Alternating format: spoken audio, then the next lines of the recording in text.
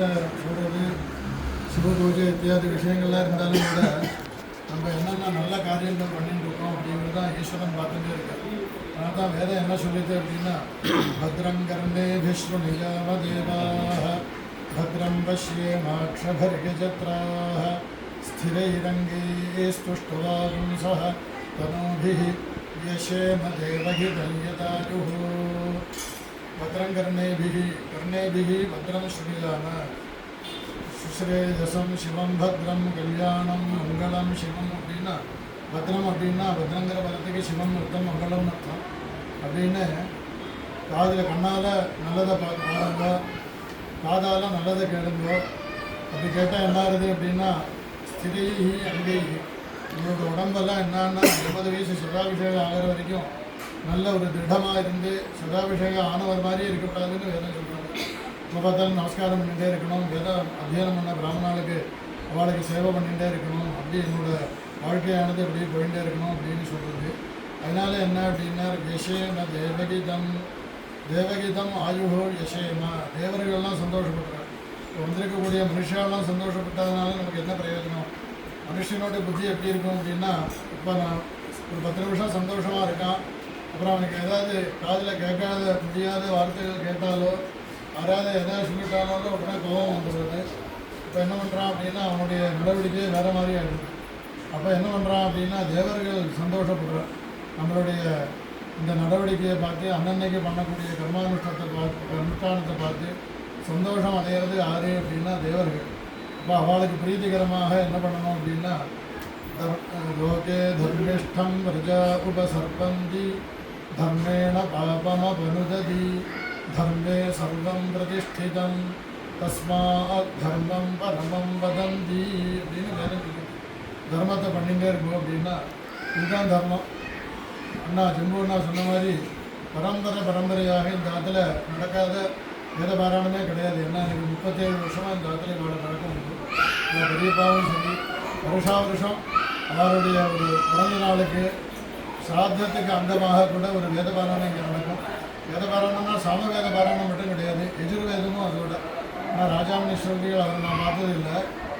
1988 அவள் பகவான்கிட்ட பரமேஸ்வர சாகித்யம் அடைஞ்சிட்டார்.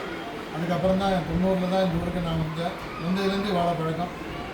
இவருக்கு அப்போ 3 வயசு ஆகுது. அதுலேருந்து இந்த ஆற்றுல நான் கிட்டத்தட்ட ஒரு 15 பாராயணம் நானே இந்த ஆற்றுல பண்ணியிருக்கேன்.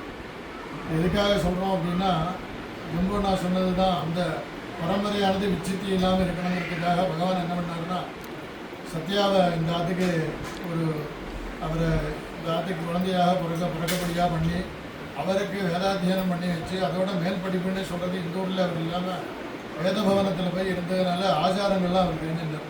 அங்கே இருந்துட்டு எப்படி இந்த வேத பாராயணம் எப்படி செய்ய வேண்டும் அப்படின்னு இந்த ஊரில் இருந்ததுக்கு என்ன ஆகும் அப்படின்னா கூப்ப கொண்டவங்க மாதிரி ஆகிடும் இல்லையா? இந்த ஊரில் இருக்கா நிறைய சாமவேதிகள் இருக்கா, சொல்லக்கூடாது.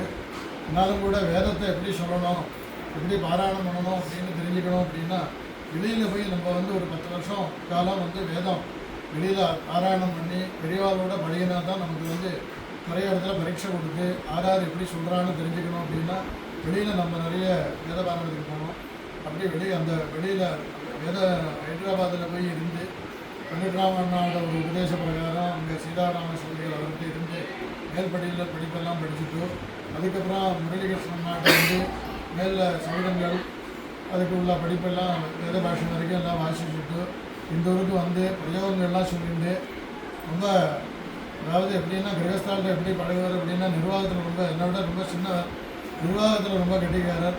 அதோடு இந்த ஊரில் ஆச்சாரங்கிறது ரொம்ப குறைச்சல். இந்த சுந்தரமா மட்டும் நான் சொல்லிகிட்டே இருக்கேன்.